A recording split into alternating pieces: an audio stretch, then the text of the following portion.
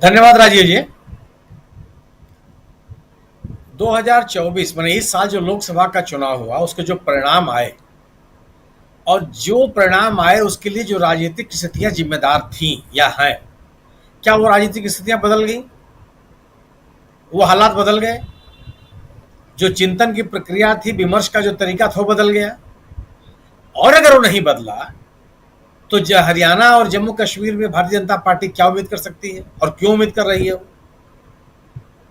यह कहा जाता रहा है कि किसी राज्य विशेष में भी अगर भारतीय जनता पार्टी विधानसभा का चुनाव हार गई, लेकिन जब लोकसभा का चुनाव हुआ तो मोदी जी के नाम पर वहां के लोगों ने बीजेपी को वोट दिया। कई उदाहरण गिनाए जाते हैं। झारखंड गिनवाया जाता है, महाराष्ट्र गिनवाया जाता है, हरियाणा गिनवाया जाता है कि साहब यहाँ भारतीय जनता पार्टी की स्थिति कमजोर हुई लेकिन लोगों ने वोट दिया। जब लोकसभा का चुनाव आया तो मोदी जी के नाम पर बीजेपी को वोट दिया। लेकिन लोकसभा के ही चुनाव में जब उस राज्य में लोग मोदी जी के नाम पर वोट नहीं दे रहे हैं तो विधानसभा के चुनाव में क्यों दे देंगे? अगर जम्मू कश्मीर के लोगों ने लोकसभा के चुनाव में भारतीय जनता पार्टी के उम्मीदवारों का दर्शन तक नहीं किया तो आज वोट कैसे देने चले जाएंगे उनको? भारतीय जनता पार्टी को उम्मीदवार तक नहीं मिले जम्मू कश्मीर में चुनाव लड़ाने के लिए 3 संसदीय क्षेत्रों में, और उधमपुर और जम्मू के इलाके में जो 2 संसदीय सीटों पर भारतीय जनता पार्टी चुनाव जीती उसका 2014 और 2019 के तुलना में मत प्रतिशत क्या रह गया, कितनी गिरावट आई उसमें? तो आप जम्मू कश्मीर में कैसे उम्मीद कर सकते हैं? 1947 में राजा हरि सिंह ने एक संपूर्ण राज्य आपको दिया था भारत देश में मिलाने के लिए, उसका आपने 2 टुकड़े कर दिए। उस राज्य का अस्तित्व ही आपने खत्म कर दिया। कौन सा नागरिक इसको स्वीकार कर लेगा और क्यों कर लेगा? राज्य, एक अच्छे खासे राज्य को आप केंद्र शासित प्रदेश से बदल दें, उसके टुकड़े आप कर दें, चुनाव कराने के लिए 10 साल तक आप स्थिति न बनाए रखें, उस राज्य के लोग स्वीकार कर लेंगे। तो क्या लोकतांत्रिक मूल्यों में विश्वास करने वाले लोग इसको सामान्य स्थिति मानते हैं? और ठीक है, अगर आपने राज्य का दर्जा खत्म किया तो एक ऐसी क्रांतिकारी परिवर्तन वहां हो गया कि लोग एकदम खुश हो गए, एक बहुत ही सुशासन की स्थिति पैदा हो गई। अगर वो हो तो बता दीजिए। अगर आप ये कहते हैं जम्मू कश्मीर इस देश का वो राज्य रहा है जहां पे मानव विकास के जो इंडेक्स हैं उनमें कई मामलों में कई राज्यों से यहां तक कि देश के औसत से वो स्थिति बेहतर रही है, चाहे वो प्रति व्यक्ति आय हो, चाहे प्रति व्यक्ति परचेज कैपेसिटी का सवाल हो, चाहे साक्षरता का सवाल हो, चाहे बेहतर स्वास्थ्य का सवाल हो, ये तमाम मुद्दों पर जम्मू कश्मीर की स्थिति देश के अन्य हिस्सों से बेहतर रही है। क्या वो स्थिति आज भी है? आज तो जम्मू कश्मीर में जो राष्ट्रीय औसत है बेरोजगारी का उससे भी अब हो जाते हैं, 10% बेरोजगारी दर है। क्यों स्थिति पैदा हो गई है? वो भी आप नहीं मुकाबला कर पाए। आपने ये कहा था कि अगर आप राज्य का बंटवारा करेंगे 370 खत्म कर देंगे तो कानून व्यवस्था बहुत बेहतर हो जाएगी। जो हिंसा में नागरिकों के जान गंवाने की स्थितियां होती हैं वो खत्म हो जाएगा। क्या हुआ उसका? 2014 में जब ये सरकार सत्ता में आई उस साल पूरे 1 साल तक हिंसक घटनाओं में सामान्य नागरिकों के हताहत होने की संख्या 250 थी। आज जब 2024 में हम और आप चर्चा कर रहे हैं, सितंबर का महीना है, अगस्त के महीने तक लोगों की जान गंवाने की संख्या 600 से ऊपर हो गई थी। आप पुराने आंकड़े देख लीजिए कि जो आतंकवादी हिस्सा में या घुसपैठ की गतिविधियों में जो सशस्त्र बल या सुरक्षा बलों की हताहत होने की संख्या थी 2014 और 2024 में कितना अंतर आ गया, उनकी तुलना में कितना बढ़ गया ये संख्या, क्यों बढ़ गई?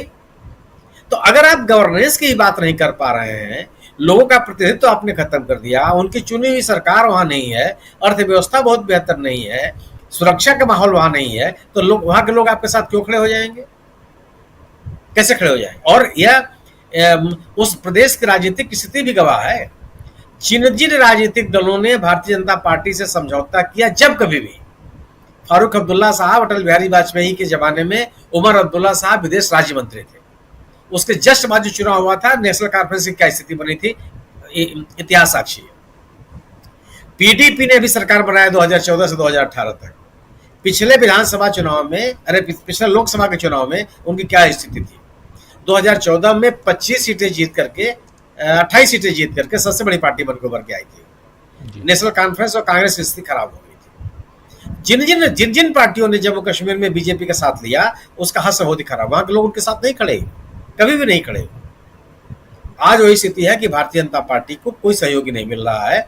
वह गुलाम नबी आजाद साहब इनके साथ खड़े होने के लिए नहीं तैयार है, जिन्होंने बड़े कसीदे पढ़े थे प्रधानमंत्री जी के लिए राज्यसभा में अपने विदाई के दौरान, और प्रधानमंत्री जी ने भी उनकी बड़ी तारीफ की थी। सज्जाद लोन साहब की पीपल्स कॉन्फ्रेंस पार्टी भी उनके साथ नहीं खड़ी हो रही है। उधर कांग्रेस, सीपीएम, पैंथर पार्टी और नेशनल कॉन्फ्रेंस, इन तीनों का जो एक गठबंधन है वो बड़ी मजबूती के साथ चुनाव लड़ रहा है। भारतीय जनता पार्टी घाटी में कुछ उम्मीद नहीं कर सकती। अगर वो उम्मीद कर रही है तो ईश्वर उनका भला करे। जम्मू क्षेत्र में इनका जो वोट पिछले चुनाव में स्थिति थी, 25 सीटें उन्होंने जीती थी। अगर सरकार बनानी है तो 46 सीटें चाहिए। 21 सीटें कहां से आएंगी? कौन दे रहा है इनको? कौन सहयोगी आकर के आपके साथ मिल जाएगा? तो जम्मू कश्मीर की स्थिति साफ है। वहां भ्रष्टाचार अब एक प्रमुख मुद्दा है। भ्रष्टाचार में कोई रोक तो लगी नहीं। आपने एक लेफ्टिनेंट गवर्नर बैठा करके क्या परिवर्तन ला दिए? भ्रष्टाचार पर नियंत्रण हो गया, स्थानीय लोगों को प्रोत्साहन मिल रहा है, लोगों के काम करने के तरीके बेहतर हो गए, चौड़ी सड़कें और बड़ी होती हुई सुरंगें लोगों को आकर्षित नहीं करती। उनके अपने जीवन की दुश्वारियां दूर होनी चाहिए। वो तो पिछले 10 सालों में कहीं नहीं दिखाई पड़ी। अगर दिखाई पड़ रही है तो लोग उनके साथ हैं। अगर बांगचुंग साहब लद्दाख में अपनी यात्रा निकाल रहे हैं तो क्यों निकाल रहे हैं? वहां तो सुशासन होना चाहिए था। केंद्र की सत्ता है वहां पर। वहां तो किसी के मन में किसी तरह की नाराजगी नहीं होनी चाहिए थी, वो भी नहीं है। तो जो घटनाक्रम है, जो राजनीतिक स्थितियां हैं, वह कहीं से भी भारतीय जनता पार्टी के पक्ष में नहीं है, बल्कि निराशाजनक स्थिति है बीजेपी के लिए। और ये 2020 साल के लोकसभा चुनाव के जो आंकड़े हैं वही बताते हैं कि भारतीय जनता पार्टी का समर्थन का स्तर गिरा है, बुरी तरह से गिरा है, उन इलाकों में भी जो उसे गढ़ माने जाते हैं। जी, आप हरियाणा में आ जाइए। हरियाणा की क्या स्थिति? हरियाणा में 2019 में सभी के सभी सीटें जीती थी बीजेपी। 2024 में क्या हुआ? 5 सीटें आप हार गए। वो जो 5 सीटें आपने जीती, वो दल बदलों के सहारे आपने जीता। जो जीत का अंतर है वो घट गया। हरियाणा में लगभग 42 सीटों पर कांग्रेस की अकेले की बढ़त है। आम आदमी पार्टी आज की, जब मैं महसूस करता हूं कि आम आदमी पार्टी या कोई भी राजनीतिक दल जो भारतीय जनता पार्टी के खिलाफ राजनीति कर रहा है, उनको एक मंच पे आना चाहिए। पंकज जी ने कहा कि 5 सीटें 6 सीटें देने से कब कौन छोड़ के चला जाएगा इसका कोई ठिकाना नहीं है। अरे साहब, मध्य प्रदेश में कांग्रेस टूट गई, 29 लोग चले गए, इतनी बड़ी पार्टी टूट के चली गई और बीजेपी ने सत्ता पे कब्जा कर लिया। तो हम और आप, आम आदमी पार्टी और समाजवादी पार्टी और आरएलडी को लेकर के हम लोग चिंता व्यक्त कर रहे हैं। इतनी बड़ी पार्टी, देश की सबसे बड़ी पार्टी और सबसे प्रखर नेता ज्योतिरादित्य 29 लोगों को लेकर चले गए। तो टूटने और अलग हो जाने के बारे में कुछ नहीं कहा जा सकता। कौन टूट जाएगा, कौन क्या चल जाएगा, क्या कर लेगा, क्या उस समय की राजनीतिक स्थितियां क्या होगी। कितने लोग टूटे?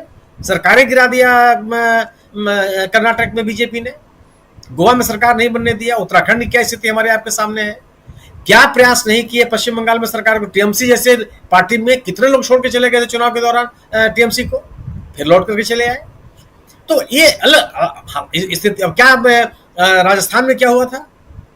सचिन पायलट साहब कितने विधायकों को लेकर घूम रहे थे वो। हालात इससे अलग होती, लेकिन आज ये जरूरत है लोगों को ये संदेश देने की आवश्यकता। मैं निजी तौर पर महसूस करता हूं कि भारतीय जनता पार्टी के खिलाफ राजनीति करने वाले सभी राजनीतिक दल एक साथ हैं। यह आम आदमी को विश्वास दिलाने की आवश्यकता होनी चाहिए। और जब आप ये विश्वास दिलाते हैं तो आम व्यक्ति भी भारतीय जनता पार्टी के खिलाफ उतना ही एकजुट होकर के उन ताकतों के साथ खड़ा होता है जो बीजेपी से असहमत है। हरियाणा में जो माहौल पैदा किया है कांग्रेस ने सहयोगियों के साथ, और जो वहां के स्थानीय मुद्दे हैं, कांग्रेस ने अपने संगठन को भी ठीक करने की कोशिश की है। अगर उसका अंतर विरोध उसी तरह का दिखाई पड़ा जो पिछले चुनाव में दिखाई पड़ा था, तो ये भारत कांग्रेस के लिए बहुत अच्छा नहीं होगा। लेकिन उन चीजों को उससे समेटा है। और कांग्रेस नेतृत्व ने, राहुल गांधी ने, अगर अन्य दलों को, खासतौर से आम आदमी पार्टी की स्थिति, रोहतक का चुनाव अगर आप देख लीजिए तो रोहतक के चुनाव में उन्होंने अच्छा खासा प्रदर्शन किया है। अगर आप 2-4 सीटें, हाँ निश्चित ठीक है, 10 सीटें 15 सीटें आम आदमी पार्टी को देने का समर्थन कोई नहीं कर सकता। मैं भी निजी तौर पर नहीं कर सकता, लेकिन एक साथ लाने की कोशिश होनी चाहिए। एक साथ ला करके आप समाजवादी पार्टी को हम लोग कांग्रेस से टिकट दिया लोकसभा के चुनाव में मध्य प्रदेश में, उनके उम्मीदवार ने नामांकन तक नहीं किया जी। आप कांग्रेस के उम्मीदवार ने नाम वापस ले लिया इंदौर जैसे संसदीय क्षेत्र से।